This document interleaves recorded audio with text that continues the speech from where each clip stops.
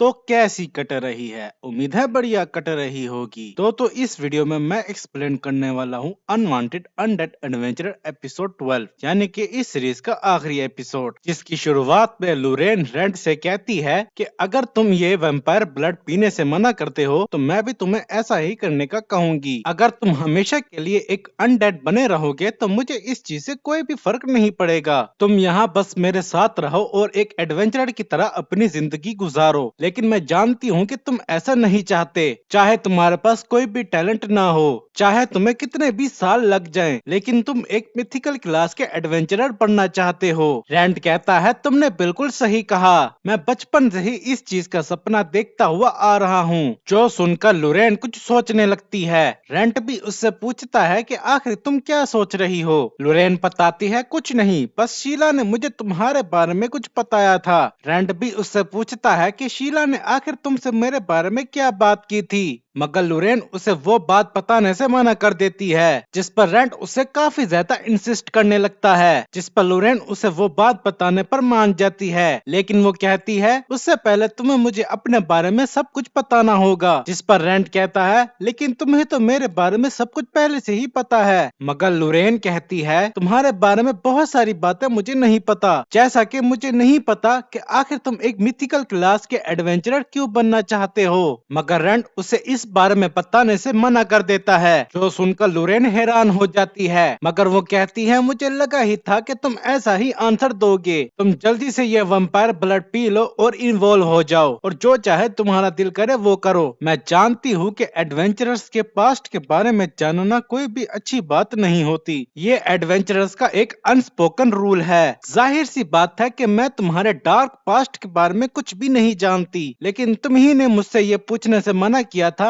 इसलिए मैं तुमसे इस बारे में कुछ भी नहीं पूछूंगी। जो सुनकर रेंट उसे इस बारे में बताने के लिए तैयार हो जाता है और वो कहता है कि ये कोई इंटरेस्टिंग स्टोरी बिल्कुल भी नहीं है, और वो बताता है कि मैं ये सब बदला लेने के लिए कर रहा हूँ। जो सुनकर लुरेन काफी ज्यादा हैरान हो जाती है। रेंट बताता है कि मैं एक ऐसा इंसान बनना चाहता हूँ जो कि किसी भी किस्म की ट्रेजेडी को होने से रोक सके। फिर रेंट अपने पास्ट के बारे में बताने लगता है। वो बताता है कि वो एक हथेला नाम के विलेज में पैदा हुआ था, जो कि किसी भी शहर से दूर पहाड़ों के पीछे मौजूद है, और मेरे डैड छोटी मोटी ट्रेडिंग किया करते थे। मैं 5 साल का था जब मेरे पेरेंट्स मुझे अपने साथ बाहर ले गए थे। हम रेंट के बचपन का सीन देखते हैं, जहां वो अपने गांव से पहली दफा बाहर निकलकर काफी ज्यादा खुश था, और उसके साथ एक जिननी नाम की लड़की भी थी, जो कि रेंट से पूछती है कि तुम्हें क्या लगता है कि टाउन कैसे होंगे। मुझे पूरा यकीन है वहाँ पर ऐसी बहुत सी चीजें होंगी जो कि हमने नहीं देखी होंगी, और मैं उन सब को देखने का इंतजार नहीं कर सकती। जो सुनकर छोटा रेंट कहता है कि वहाँ पर तो बहुत सारे लोग भी मौजूद होंगे, कहीं ऐसा ना हो कि कोई डाकू हमें लूट ले। जिस पर जिनलिन उसे कहती है, तुम तो काफी ज्यादा डरपोक हो, अगर तुम ऐसे ही बने रहोगे तो तुम एक एडवेंचरर कभी भी नहीं बन पाओगे। जो सुनकर रेंट कहता है, क्या कहा, एक एडवेंचरर? जिनलिन उसे आहिस्ता बोलने का कहती है। वो कहती है, कहीं तुम्हारे पेरेंट इस बारे में ना सुन ले। फिर वो बताती है कि जब मैं बड़ी हो जाऊंगी तो मैं दुनिया घूमूंगी, हवा में उड़ने वाले आइलैंड से गिरने वाले वाटरफॉल्स को देखूंगी, ऐसे टाउन्स जो कि पूरी तरीके से पानी से घिरे हुए हैं, ऐसे कार्ट्स जो कि पूरी तरीके से छुपे हुए हैं जैसे कोई मिराज हो, और इस जैसे बहुत से अमेजिंग प्लेसेस है जो कि मैं देखना चाहती हूँ। मगर रेंट कहता है, ये सब सुनने में तो काफी ज्यादा खतरनाक लगता है। जिनलिन उसे कहती है, तुम्हें इस बारे में फिक्र करने की कोई जरूरत नहीं है, मैं स्ट्रॉन्ग बनूंगी और तुम्हें प्रोटेक्ट करूंगी। रेंट बताता है कि मैं बचपन में काफी ज्यादा शाय हुआ करता था। जो सुनकर लुरेन उससे कहती है, ये काफी ज्यादा सरप्राइजिंग बात है, मैंने तो तुम्हें हमेशा वुडन स्वॉर्ड के साथ प्रैक्टिस करते हुए ही देखा है। रेंट बताता है कि इसके पीछे भी जिनलिन का ही हाथ है। वो मुझे अपने साथ ले गई और हम सारा दिन पूरे टाउन में घूमते रहे, यहाँ तक के बाद में ग्रैनी ने हमें डांटा भी था। लेकिन अब मैं जब इस बारे में सोचता हूँ तो वो काफी ज्यादा मजेदार टाइम था। फिर रैंड बताता है जब हम वापस आ रहे थे तो हम पर अटैक हो गया था। हम देखते हैं कि उस अटैक की वजह से जिनलिन की ग्रैनी काफी ज्यादा जख्मी हो गई थी और वो मरने से पहले जिनलिन को यहाँ से दूर भागने का कहती है। दूसरी तरफ रैंड को तो उस वक्त कुछ समझ ही नहीं आ रहा था। तभी उसकी नजर अपने पेरेंट्स की डेड बॉडीज के ऊपर जाती है, जिन्हें देखकर वो काफी ज्यादा घबरा जाता है। तभी हमें वहाँ पर एक बहुत बड़ा वुल्फ मॉन्स्टर दिखाया जाता है, जिसे देखकर रैंड तो वहीं पर फ्रीज ही हो गया था, मगर जिनलिन उसे वहाँ से पकड़कर भागने लगती है और वो भागते हुए काफी दूर आ जाते हैं। वो समझते हैं कि शायद उस मॉन्स्टर ने उनका पीछा छोड़ दिया है, मगर वो मॉन्स्टर ऊपर चोटी में खड़ा उन्हें घूर रहा था और वो जंप लगाकर नीचे उनके पास आ जाता है और फौरन से उनके ऊपर अटैक कर देता है, मगर जिनलिन रैंड को धक्का देकर वहाँ से हटा देती है, जिसकी वजह से उस मॉन्स्टर का अटैक जिनलिन को लग जाता है। रैंड घबराते हुए जिनलिन को संभालने की कोशिश करता है, मगर जिनलिन उसकी बाहों में अपना दम तोड़ देती है। वो मॉन्स्टर रैंड को भी मारने ही वाला होता है, मगर तभी एक हंटर वहाँ आकर उसे बचा लेता है और वो आकर उस मॉन्स्टर से लड़ने लगता है और थोड़ी देर लड़ने के बाद वो मॉन्स्टर अपने आप ही वहाँ से चला जाता है। फिर वो एडवेंचरर रैंड के पास आकर उससे पूछता है कि क्या वो ठीक है, मगर रैंड उससे पूछता है कि आखिर वो पहले क्यों नहीं आया,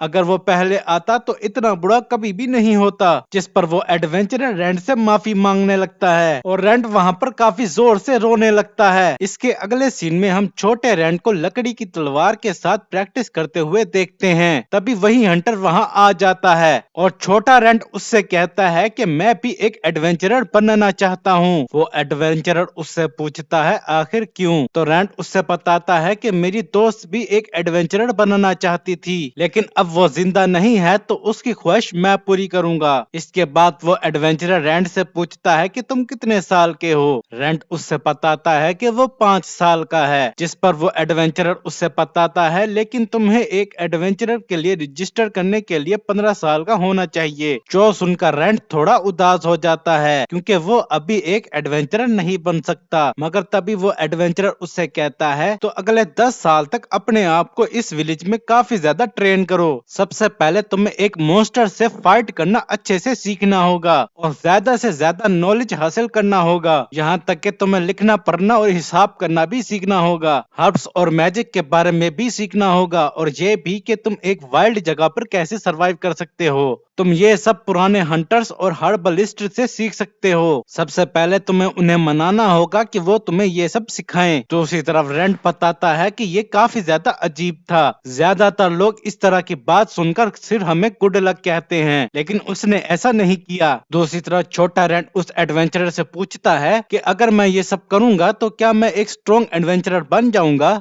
वो एडवेंचरर कहता है मैं तुम्हें इस चीज की गारंटी नहीं दे सकता। नॉलेज और कॉम्बैट स्किल तो सिर्फ इस चीज की शुरुआत है, ये सब तुम पर डिपेंड करता है कि तुम इस सब के लिए कितना ज्यादा एफर्ट पुट करते हो। और तुम्हें एक और चीज भी याद रखनी है, मेरा नाम वेल्फ्रेड र्यूकर है और मैं एक मिथिकल क्लास का एडवेंचरर हूँ और जब तुम एक एडवेंचरर बन जाओ तो मुझसे मिलने जरूर आना। बेशक मुझे नहीं पता कि उस वक्त मैं कहाँ होऊंगा, लेकिन अगर मैं जिंदा रहा तो मैं जरूर एक एडवेंचरर ही होऊंगा। फिर वो रैंड के सर पर हाथ रखते हुए कहता है जब तक तुम अपने सपने को अचीव ना कर लो तब तक मत मरना। इसके बाद लॉरेन रैंड से पूछती है तो इस वजह से तुम एक मिथ्रिल क्लास के एडवेंचरर बनना चाहते हो। रैंड हाँ में जवाब देता है। फिर लॉरेन उससे कहती है पता नहीं तुम लकी हो या अनलकी, लेकिन तुम ही वो इंसान हो जिसे एक मिथ्रिल क्लास के एडवेंचरर ने बचाया और जब तुम खुद एक एडवेंचरर बन गए तो तुम्हारा सामना एक ड्रैगन से हो गया। जिस पर रैंड कहता है तुमने बिल्कुल सही कहा।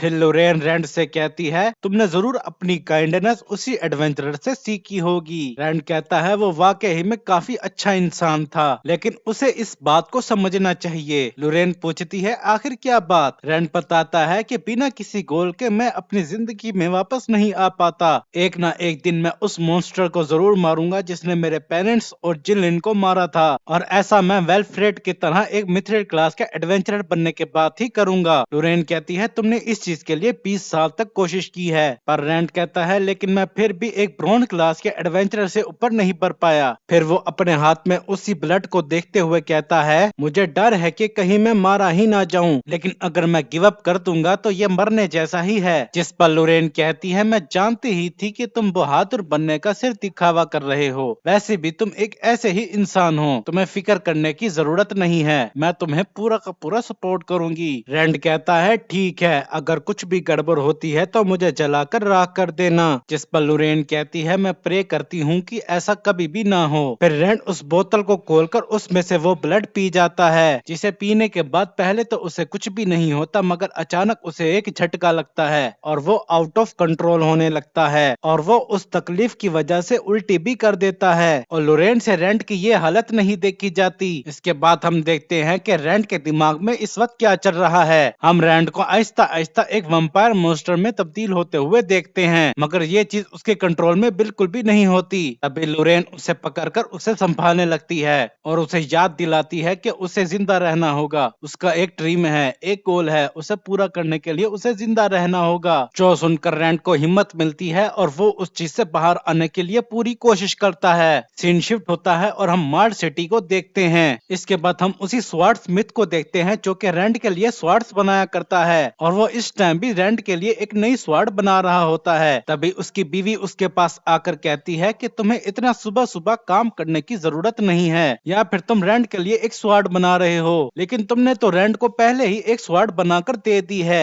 वैसे मैं ये नहीं बता सकती, लेकिन देखकर लगता है कि वो पहले से काफी ज्यादा स्ट्रॉन्ग हो गया है। जिस पर वो स्वॉर्ड स्मिथ कहता है तुमने बिल्कुल सही कहा, हो सकता है कि उसने इस काम के लिए कोई वियर्ड ट्रिक इस्तेमाल की हो। उसकी बीवी उससे कहती है तो हमें उसके लिए एक अच्छी सी स्वॉर्ड बनानी चाहिए। इसके बाद हम उसी ऑर्फनेज को देखते हैं जहाँ की हेड मिस्ट्रेस की जान बचाने में रैंड ने मदद की थी और वो इलीस के पास आकर उससे बात करने लगती हैं, मगर इलीस उसे कहती है कि आपकी तबीयत अभी तक ठीक नहीं हुई है, इसलिए आपको आराम करना चाहिए। मगर वो हेड मिस्ट्रेस कहती है मैं बिल्कुल ठीक हूँ, मैं अब पहले से काफी बेहतर महसूस कर रही हूँ, मैं सोच रही हूँ कि आज मैं तुम्हारे साथ ही बैठकर खाना खाऊं। जो सुनकर इलीस काफी ज्यादा खुश हो जाती है। फिर वो हेड मिस्ट्रेस इलीस के पास बैठकर कहती है तुम्हारा शुक्रिया, तुम्हारी वजह से ही मैं बच पाई हूँ। सीन शिफ्ट होता है और हम एडवेंचरर गिल्ड का सीन देखते हैं, जहाँ पर राइस और लोरा सुबह सुबह ही अपनी एडवेंचरर जॉब लेने के लिए आ गए थे और उनके साथ रीना भी मौजूद थी। तभी शैला वहाँ पर आकर उनको ग्रीट करती है और वो सब लोग मिलकर अपने लिए एक नई जॉब ढूंढने लगते हैं। इसके बाद हम रैंड को देखते हैं जो कि एक शांत सी जगह पर होता है और वो कहता है कि मैं काफी टाइम तक सोता रहा हूँ और मैं काफी टाइम के बाद इस चीज को फील कर रहा हूँ। फिर वो उन सब बातों को याद करने लगता है जो कि इस सीरीज में अब तक उसके साथ हुई थी। तभी वो अपनी आंखें खोलता है और लोरेन उसी के सामने बैठी हुई थी, जो कि उसके जागने के बाद उसे बताती है कि मैं वैम्पायर के ऊपर एक किताब पढ़ रही थी और वो बताती है कि वैम्पायर कई किस्म के होते हैं, गैस्ट, लीजर वैम्पायर, मिडल और ग्रेटर। जैसे जैसे वो पावरफुल होते जाते हैं उन्हें देखना उतना ज्यादा ही रेयर होता है और ये बताना भी मुश्किल है कि आखिर वो कौन से वैम्पायर हैं। रैंड उससे पूछता है आखिर तुम ये किताब क्यों पढ़ रही हो। लोरेन कहती है ये काफी ज्यादा आसान है क्योंकि अब तुम इवॉल्व हो गए हो और वो रैंड को इस चीज के लिए कांग्रेचुलेट भी करती है। रैंड भी अपने आप को देखता है और वो अब काफी हद तक इंसान लग रहा था।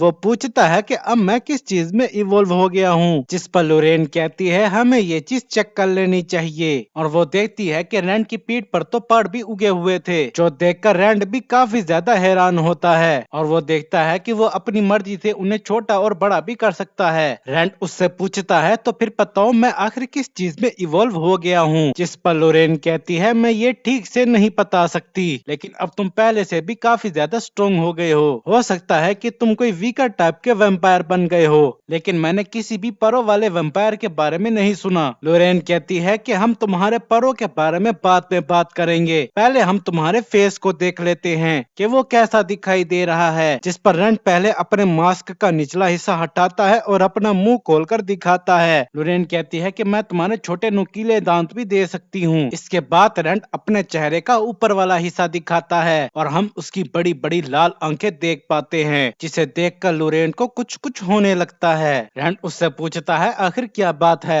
लोरेन उससे बताती है कि तुम्हारी आंखें लाल हैं, जिसे देखकर साफ जाहिर होता है कि तुम एक वैम्पायर हो, लेकिन बहुत से इंसानों की भी लाल आंखें होती है तो तुम आसानी से पकड़े नहीं जाओगे। और सबसे जरूरी बात तो ये है कि मैंने काफी टाइम से तुम्हारा फेस नहीं देखा था। मैं जानती हूँ कि ये कहने के लिए काफी ज्यादा देर हो गई है, लेकिन मैं ये सब तुम्हारे असली फेस को देख कर ही कहना चाहती थी। जिस पर रैन उससे पूछता है कि तुम मुझसे क्या कहना चाहती हो। तभी लोरेन उसके फेस पर हाथ रख के कहती है वेलकम होम रैन फेना। और यहीं पर ही ये एपिसोड और इस सीरीज का पहला सीजन खत्म हो जाता है। वीडियो अच्छी लगी हो तो लाइक करें, वीडियो कैसी लगी इस बारे में कमेंट्स में बताएं और हमारी अगली वीडियो आने तक के लिए इत्तेकिमस।